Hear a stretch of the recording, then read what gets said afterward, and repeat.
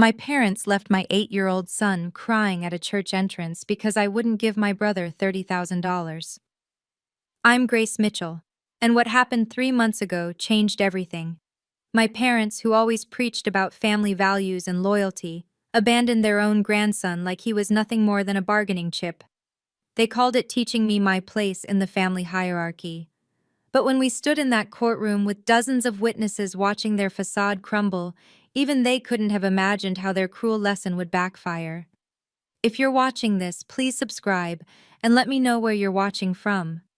Your support means everything as I share what no mother should ever have to endure. This is the story of how I learned that sometimes protecting your child means standing up to the very people who raised you. Growing up in the Mitchell household meant understanding one fundamental rule: Marcus could do no wrong, and I could never do enough right. My brother Marcus was 38, 3 years older than me, and still living off our parents' generosity. He'd been the golden child since birth, the son who would carry on the family name, the business genius who just needed one more chance to make it big. 3 failed businesses later, each funded by mom and dad's retirement savings, and he was still their shining star. Me? I was the family disappointment. Not because I'd done anything wrong, but because I'd done something unforgivable in their eyes. I'd gotten divorced.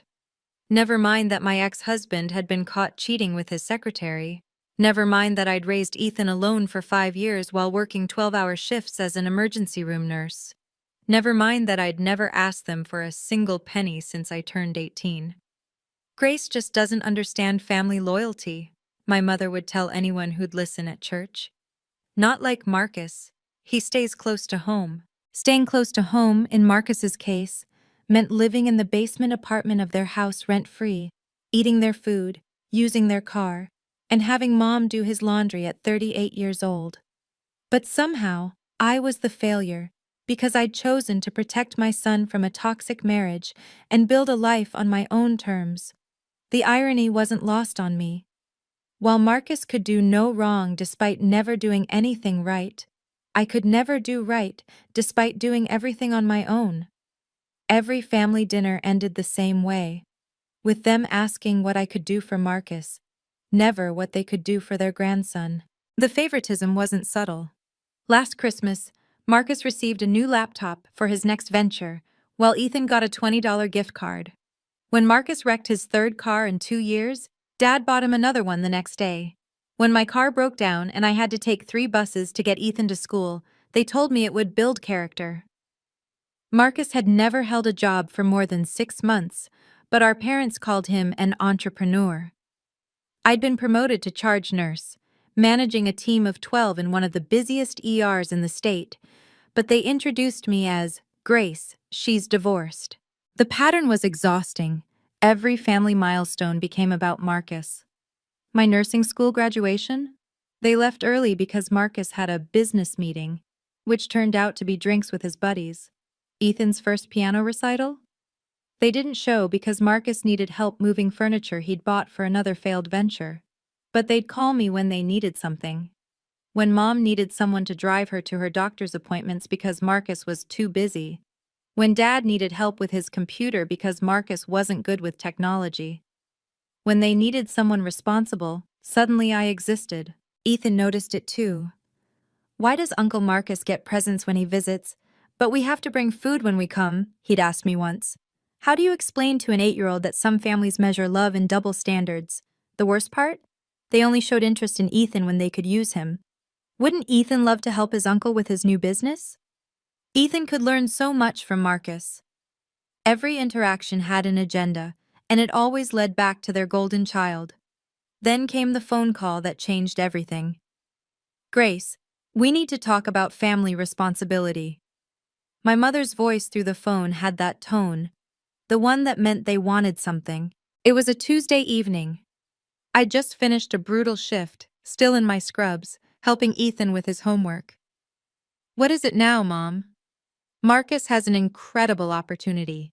A franchise opportunity. This one's different, Grace. This is his chance to finally make something of himself."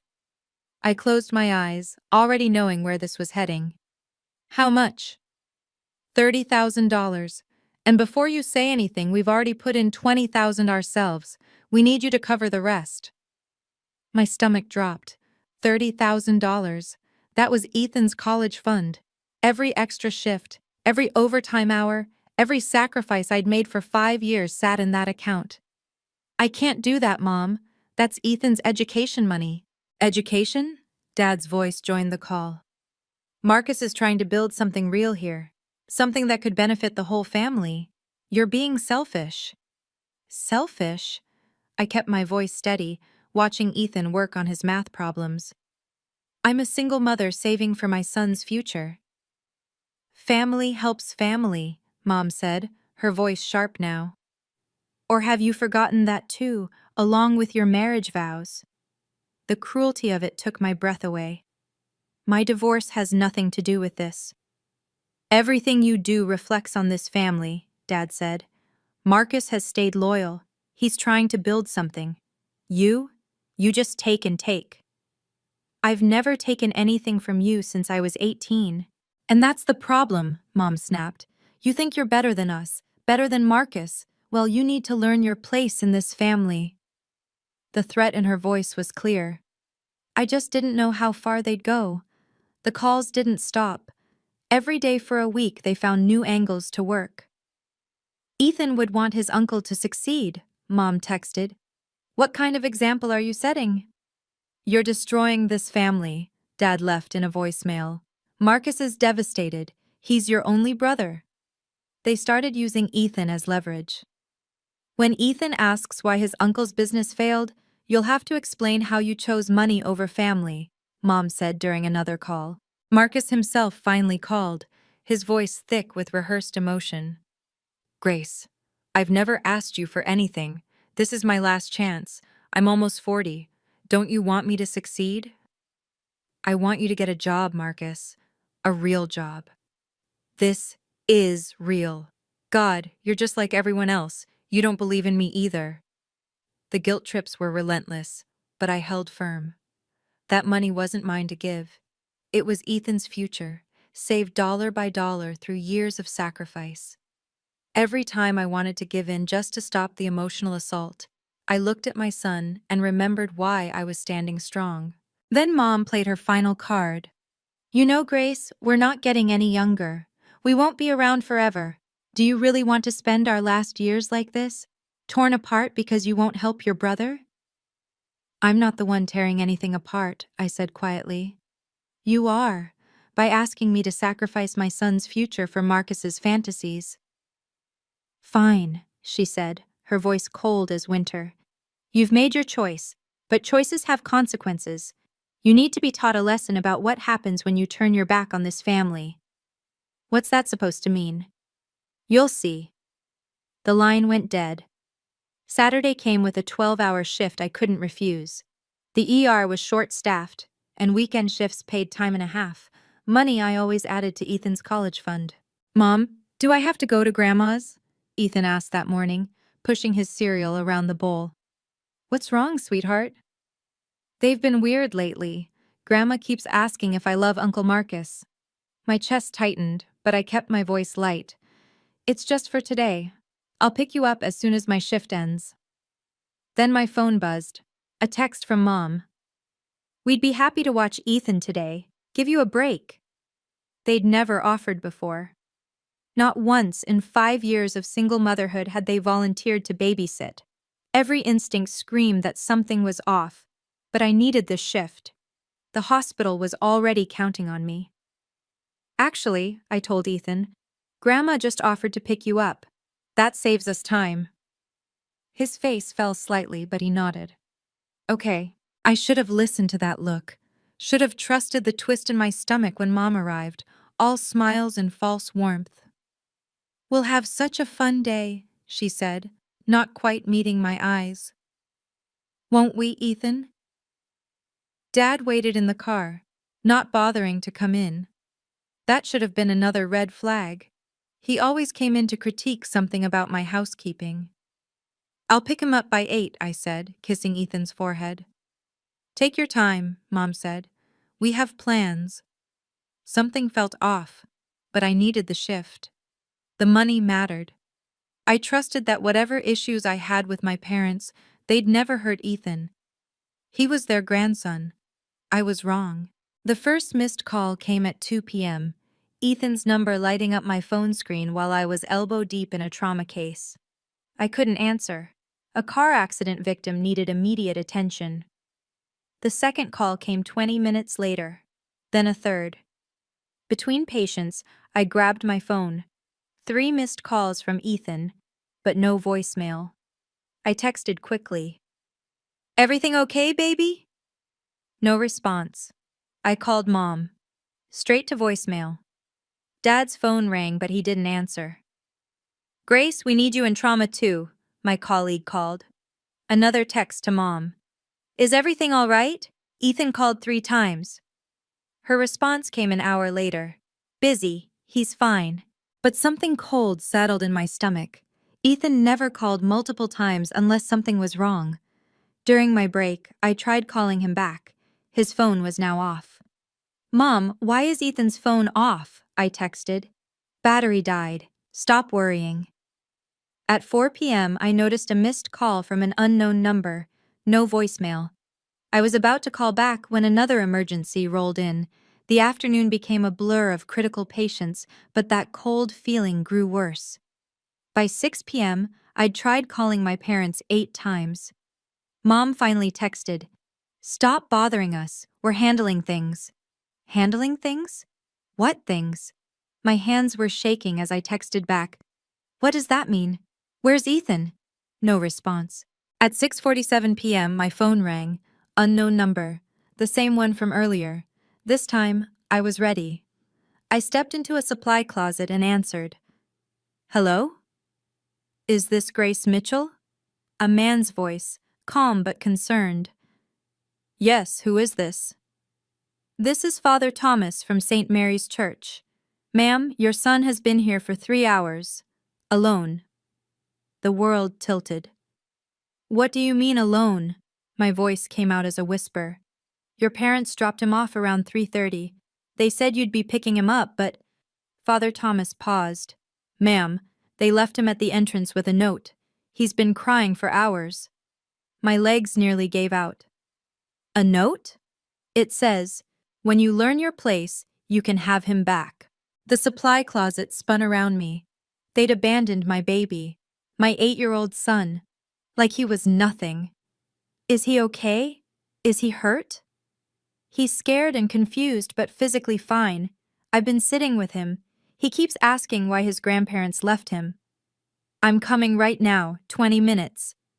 "Mrs. Mitchell, there's something else. We have security cameras. Everything was recorded." I barely registered his words, already running toward the exit, ripping off my scrubs jacket. My supervisor saw my face and didn't even question when I said family emergency. The drive was a blur. Every red light felt eternal.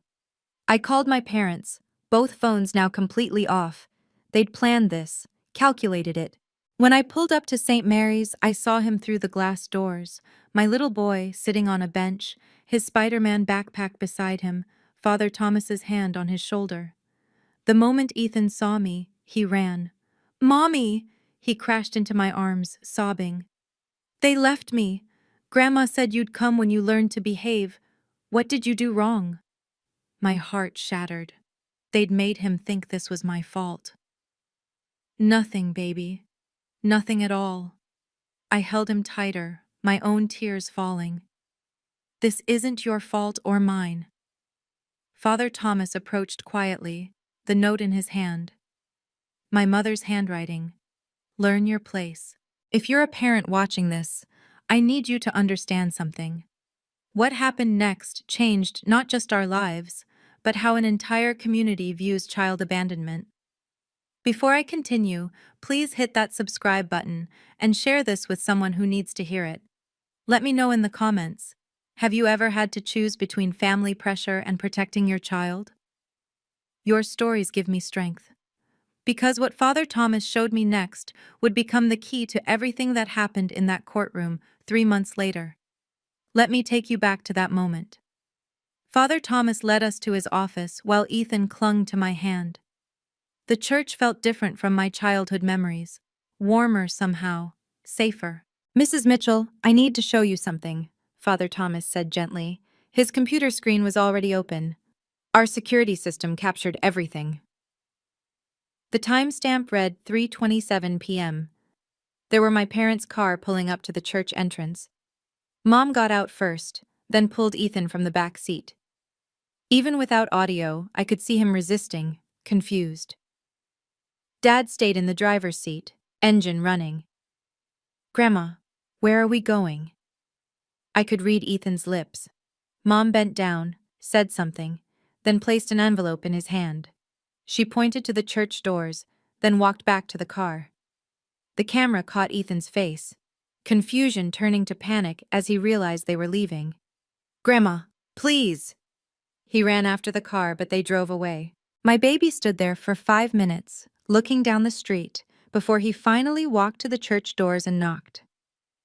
We keep 30 days of footage, Father Thomas said quietly. I've already saved this file separately. Why? I managed to ask. Why save it? He looked at me with knowing eyes. I've been a priest for 30 years, Mrs. Mitchell. I've seen enough to recognize when something might be needed later. This is abandonment. Ethan pressed closer to me. Father Thomas gave me cookies, he whispered, and let me play games on his phone. Thank you, I told the priest, meaning it with every fiber of my being. There's a USB drive with the footage, he said, sliding it across the desk. Just in case. I didn't know then how crucial those words would become. For 3 days, Ethan didn't speak unless spoken to. He'd always been chatty, telling me about school, his friends, his drawings. Now, silence. Sweetheart, you can talk to me, I said Sunday morning, sitting on his bed. What if they come back? His voice was so small. What if they take me again? They won't, I promise. But promises weren't enough. Monday morning, I called Dr. Sarah Chen, the child psychologist who worked with the hospital. Bring him in, she said after I explained. Today. In her office, with its soft colors and toy-filled shelves, Ethan finally opened up. Not to me, I waited outside, but to Dr. Chen. When she called me in an hour later, her face was serious.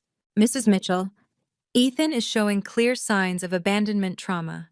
He's experiencing anxiety that his grandparents will take him again, that you might leave him somewhere too. My throat closed. I would never. He knows that logically, but trauma doesn't follow logic. She pulled out a form. I'm documenting everything. His symptoms, what he's told me, the circumstances. This is medical record, official documentation.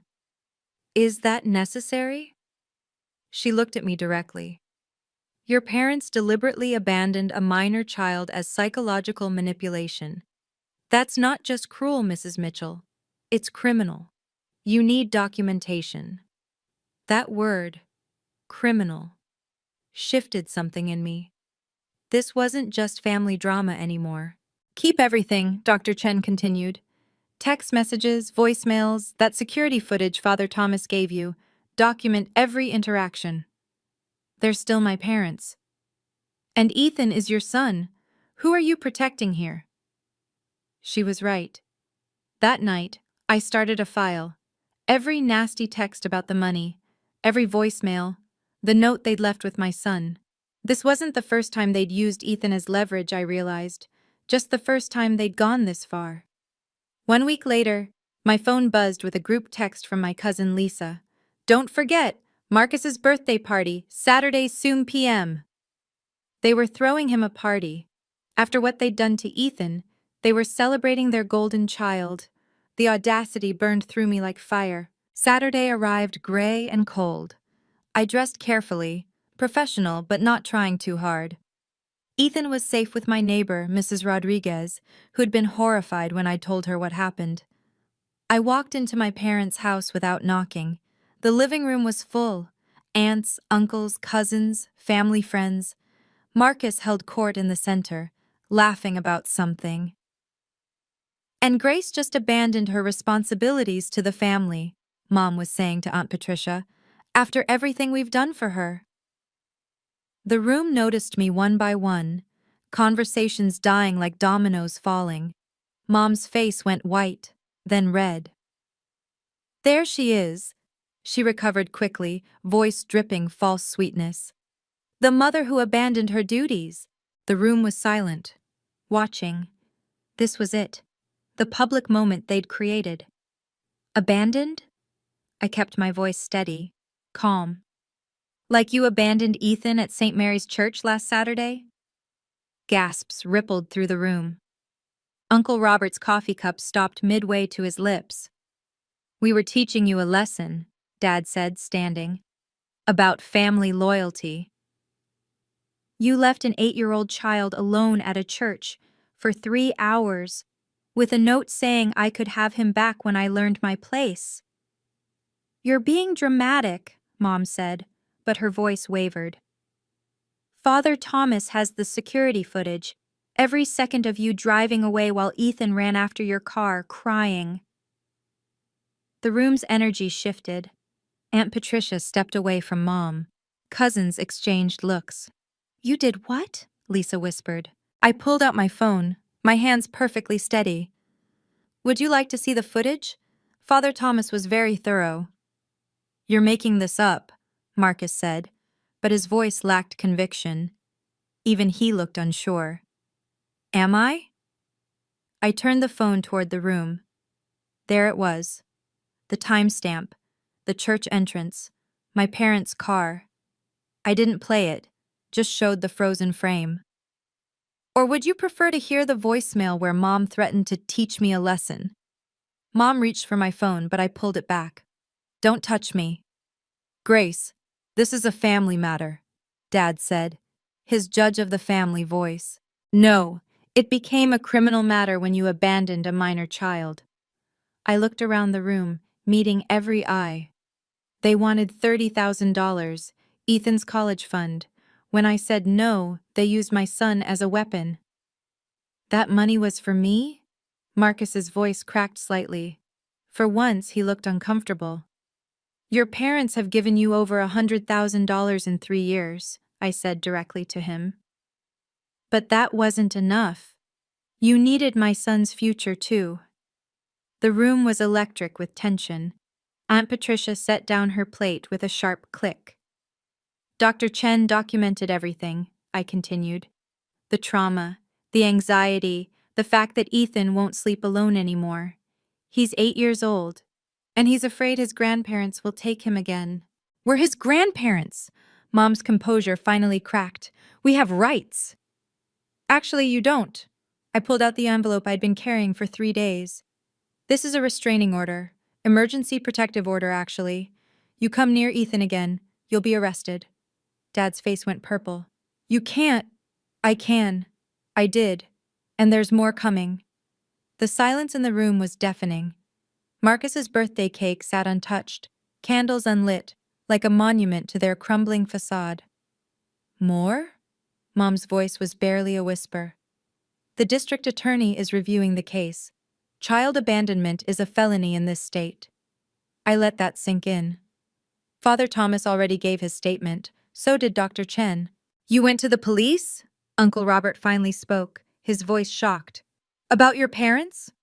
They went to a church and abandoned my child, I replied. What would you have done? Nobody answered. Several family friends were already gathering their things, uncomfortable. The custody hearing is in 3 months, I announced to the room. Emergency hearing for permanent removal of grandparent visitation rights. Judge Harrison's court. It's public record. Anyone can attend. Mom sank into a chair. Dad's hands were shaking now, his authority evaporating. You're destroying this family, he said. No, you destroyed it when you treated my son like a bargaining chip. When you decided your golden child mattered more than your grandson's safety. I turned to Marcus. Happy birthday. I hope it was worth it. Lisa stepped forward. Grace, we didn't know. Now you do. I headed for the door, then stopped. Oh, and Mom? That lesson you wanted to teach me? Consider it learned. I learned that protecting my son from you is my only priority. Please, Mom called out. We can work this out privately. You gave up privacy when you abandoned him in public. I looked back one final time. See you in court. The last thing I heard as I left was Aunt Patricia's voice. Linda, Robert, how could you? Their kingdom was already crumbling. 3 months later, I sat in Judge Thomas Harrison's courtroom, my hands folded calmly in my lap. The gallery was packed. Family members, church congregants, even some of my colleagues from the hospital. Word had spread. Judge Harrison was known for two things: his intolerance for child endangerment and his ability to see through manipulation. At 58, he'd seen everything family court could offer. Today, his expression was particularly stern. My parents sat at the respondents' table with their expensive lawyer, Mr. Brennan, who'd probably cost them another $10,000 they could have given Marcus. Mom wore her best church dress, trying to look like the devoted grandmother. Dad sat rigid, his jaw clenched. Behind them, I noticed Father Thomas in his collar, Dr. Chen with her files, and surprisingly, several neighbors who'd witnessed my parents' behavior over the years. Mrs. Rodriguez caught my eye and nodded supportively. The court clerk read the case number. Emergency hearing regarding petition for termination of grandparent visitation rights and restraining order, Mitchell versus Smith. Judge Harrison reviewed his papers. I've read the initial filings. Very serious allegations here: child abandonment, emotional abuse, endangerment of a minor. Mr. Brennan stood. Your Honor, this is a simple family misunderstanding blown out of proportion. My clients are loving grandparents who— Mr. Brennan, Judge Harrison interrupted. I'll hear from the petitioner first. My lawyer, Ms. Janet Torres, stood. She was younger than Brennan, but had a reputation for being fierce when it came to protecting children. Your Honor, we have video evidence, medical documentation, and multiple witnesses to systematic emotional abuse culminating in the deliberate abandonment of an 8-year-old child. The judge leaned forward. Video evidence? Yes, Your Honor, from St. Mary's Church security system. Father Thomas is here to authenticate it. Mom's lawyer whispered urgently to them. Their faces were already pale. Play the video, Judge Harrison ordered. The bailiff dimmed the lights slightly. On the courtroom monitor, the footage began. The timestamp clear. Saturday, 3:27 p.m. The entire gallery leaned forward. There was my mother, pulling Ethan from the car. His confused face filled the screen as she handed him the note. Then, the moment that made several people gasp: Ethan running after the car, his small figure growing smaller as my parents drove away. Stop, Judge Harrison said. His voice was ice. Rewind 10 seconds. We watched again. Ethan, running, crying, abandoned. Father Thomas, the judge addressed him directly. You found this child? Father Thomas stood. Yes, Your Honor. He knocked on our doors at 3:33 p.m. He was crying, confused, holding a note that said his mother could have him back when she learned her place. How long was he alone? 3 hours and 14 minutes, Your Honor. His mother arrived at 6:47 p.m. The judge turned to my parents. This was your idea of teaching a lesson? Mr. Brennan started to speak, but Judge Harrison raised his hand. I want to hear from them. Mom stood shakily. We just wanted Grace to understand family loyalty. By abandoning her child? The judge's voice rose slightly. A minor child who had no understanding of your adult conflict? We were always going to go back, Dad interjected. When? Judge Harrison demanded. After how many hours? What if something had happened? What if he'd wandered off? What if the wrong person had found him? Silence. Ms. Torres stood. Your Honor, we also have audio recordings of threats made prior to this incident. Play them. Mom's voice filled the courtroom. You need to be taught a lesson about what happens when you turn your back on this family. Several people in the gallery shook their heads in disgust. Dr. Chen, please take the stand, Ms. Torres said. Dr. Chen walked forward with her files, sworn in, her credentials established quickly. Her testimony was devastating in its clinical precision. Ethan Mitchell presents with acute adjustment disorder with anxiety, she began. He experiences nightmares about being abandoned. He refuses to let his mother out of sight. He asks repeatedly if he did something wrong to make his grandparents leave him. In your professional opinion, Ms. Torres asked, what was the impact of this abandonment? Severe psychological trauma. Children at 8 years old are developing their understanding of trust and safety. To be abandoned by grandparents, people who should be secondary caregivers, creates fundamental insecurity. Has he said anything specific about that day? Dr. Chen consulted her notes. He told me, quote, Grandma said Mommy was bad and needed to learn. I asked if I was bad too, and she didn't answer. She just left. Muffled sobs came from the gallery. Even the court reporter looked affected. Mr. Brennan stood for cross-examination. Isn't it possible this is temporary upset that will resolve? Mr. Brennan, Dr. Chen's voice was steel. This child now requires therapy twice a week. He's on a waiting list for anxiety medication evaluation. This isn't upset. This is trauma inflicted by adults who prioritized money over a child's well-being. Judge Harrison raised his hand. I've heard enough for the moment. We'll take a 15-minute recess while I review the additional documentation. As he stood, he looked directly at my parents. I suggest you use this time to consider very carefully what you've done. The gallery erupted in whispers as he left. Mom was crying now, but I felt no sympathy. They'd made Ethan cry for 3 hours. What happens next in that courtroom changed everything. But before I share the judge's words that left my parents sobbing, I want to thank everyone who stayed with this story. If you've ever had to stand up to family members who crossed the line, please share your experience below. Hit the like button if you believe children should always come first, no matter what family politics are involved. Your support helps other parents know they're not alone in protecting their children from toxic family members. Now let me tell you exactly what Judge Harrison said when he returned. Judge Harrison returned with a face carved from stone. The courtroom fell silent instantly. I've reviewed everything, he began. The video evidence, the medical documentation, the pattern of emotional manipulation documented through text messages and voicemails. He looked at my parents. Mr. and Mrs. Smith, please stand.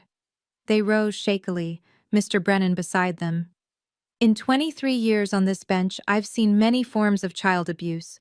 What you've done is particularly insidious because you weaponized a child's love for his grandparents. Mom started to speak, but the judge's look silenced her. Effective immediately, all grandparent visitation rights are terminated. Permanently. No supervised visits, no phone calls, no contact of any kind with the minor child Ethan Mitchell. Your Honor, Mr. Brennan started. I'm not finished. A restraining order is granted. 500 feet minimum distance from Ethan Mitchell, his home, his school, and any location where he might reasonably be present. Dad's legs seemed to buckle slightly. Mom gripped the table. Furthermore, Judge Harrison continued, this court is referring this case to the District Attorney's Office for review of criminal charges, child abandonment, child endangerment, and conspiracy to commit psychological abuse of a minor. Gasps rippled through the gallery. Criminal charges. This was beyond what even I had expected. Your Honor, Mr. Brennan's voice was desperate now. My clients are elderly. They're pillars of their community. Your clients, Judge Harrison's voice rose, abandoned an 8-year-old child at a church to manipulate his mother into giving them money for their adult son. They used a child as a bargaining chip. That's not being a pillar of anything except cruelty. The judge wasn't done. He was just getting started. Judge Harrison looked directly at my parents, his eyes unflinching. Mrs. Smith, Mr. Smith, I want you to understand something clearly. You didn't just abandon a child. You weaponized a child's love. You made an 8-year-old boy believe his mother's refusal to fund your adult son's business venture was more important than his safety and emotional well-being. Mom was sobbing now. Dad's face had gone from red to ash gray. This is not discipline. This is cruelty, the judge continued. You talk about family loyalty? Where was your loyalty to your grandson when you left him crying at a church? Where was your loyalty to your daughter, who has raised that child alone while working as a nurse? He shuffled his papers. I see here that you've given your son Marcus over $100,000 in 3 years. Yet you punished your daughter for protecting her child's college fund. This is not about family. This is about control and favoritism taken to an abusive extreme. We love our grandson, Mom choked out. No, Judge Harrison said firmly. You love control. You love your narrative of the perfect family where everyone bows to your wishes. Love doesn't abandon children. Love doesn't traumatize 8-year-olds to make a point. He picked up his gavel. In addition to the criminal referral, this court orders mandatory completion of 60 hours of parenting classes and 100 hours of community service at a children's shelter. Perhaps there you will learn what child abandonment really means. But we're his grandparents, Dad finally exploded. Not anymore, Judge Harrison said simply. You forfeited that privilege the moment you drove away from that church. The gavel came down with finality. Court is adjourned. The sound of that gavel echoed through the courtroom like thunder. Mom collapsed into her chair, sobbing uncontrollably. Dad stood frozen, his mouth opening and closing without sound, like he'd forgotten how to speak. This isn't over, he finally managed to tell Mr. Brennan. We'll appeal. We have rights. Mr. Brennan was already packing his briefcase. Mr. Smith, you need to focus on the criminal charges now. An appeal. He shook his head.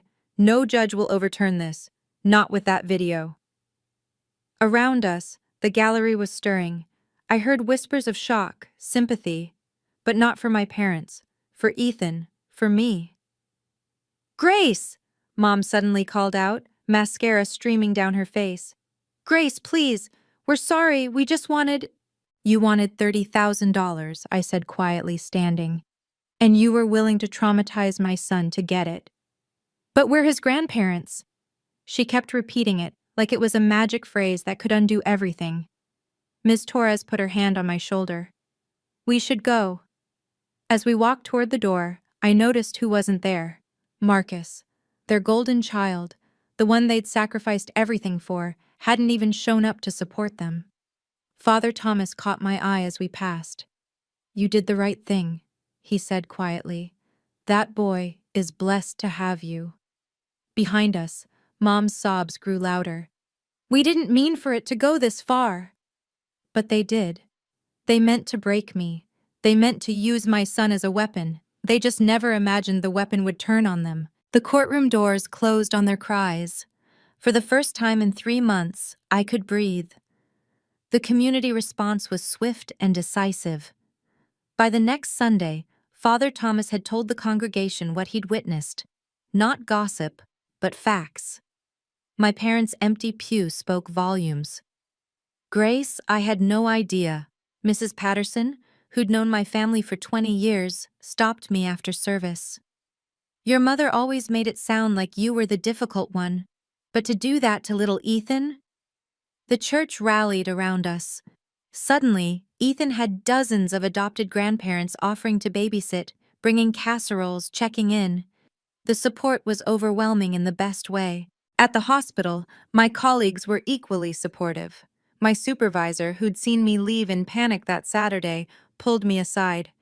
If you need any documentation about that shift, about how they timed this when you couldn't refuse work, I'll provide it for the criminal case. Even our neighbors stepped forward. Mrs. Rodriguez organized a rotation of after-school care. That boy will never be left alone again, she declared firmly.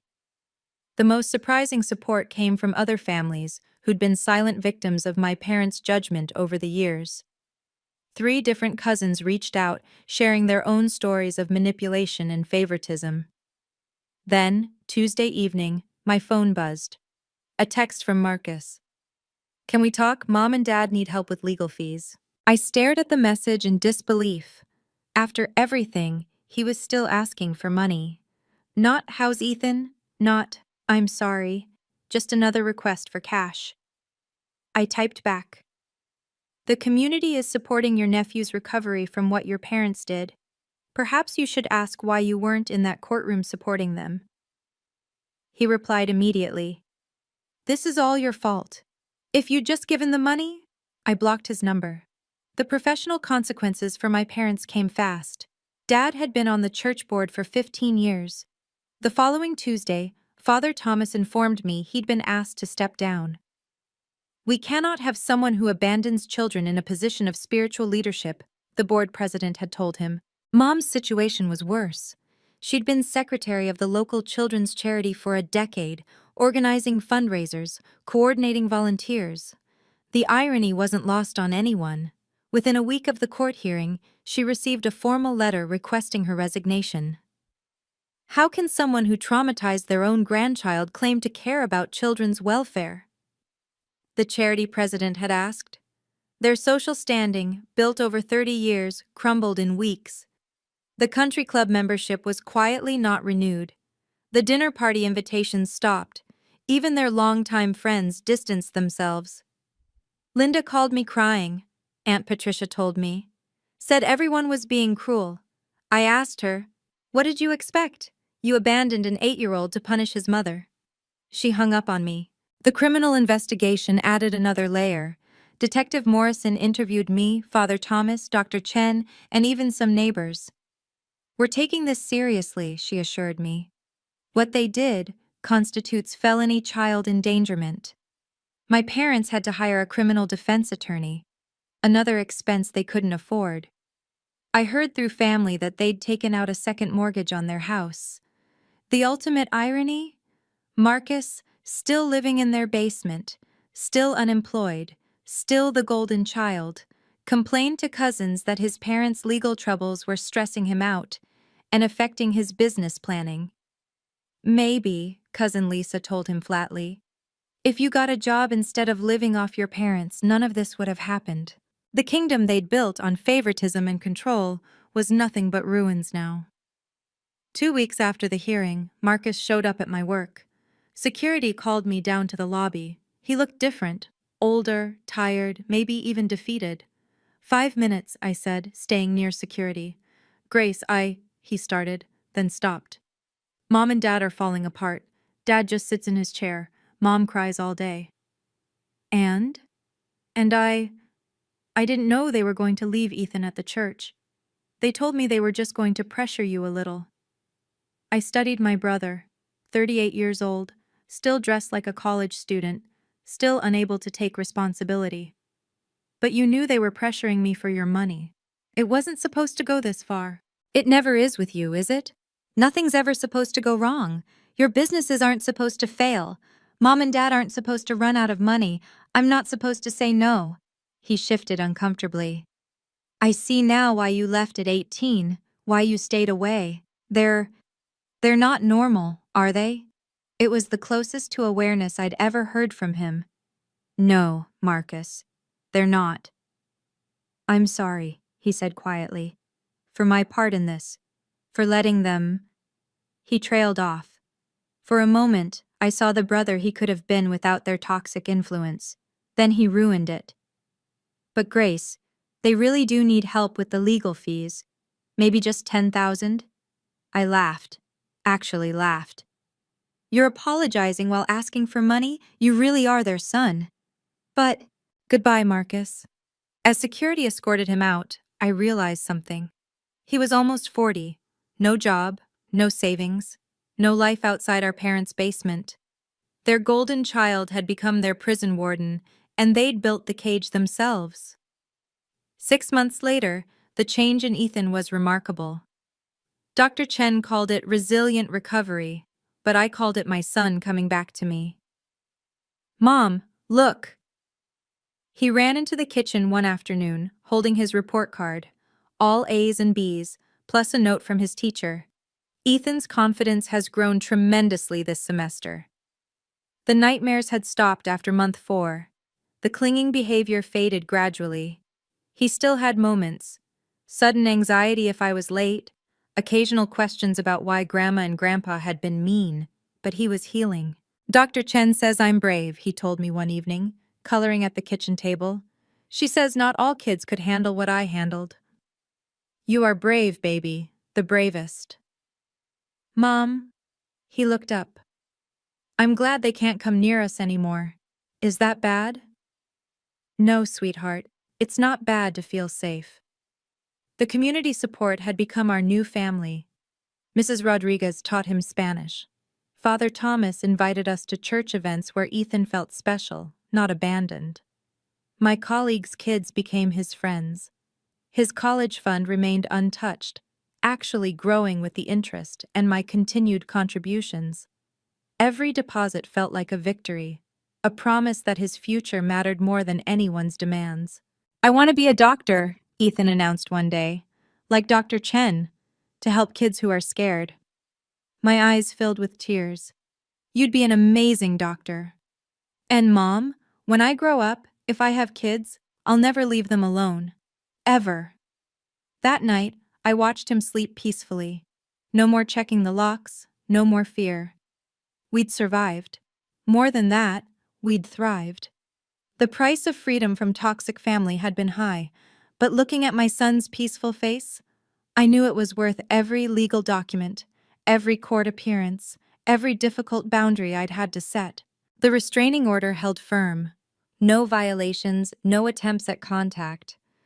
I heard through extended family that my parents had aged years in months. Their criminal case resulted in probation and community service. No jail time, but a permanent record.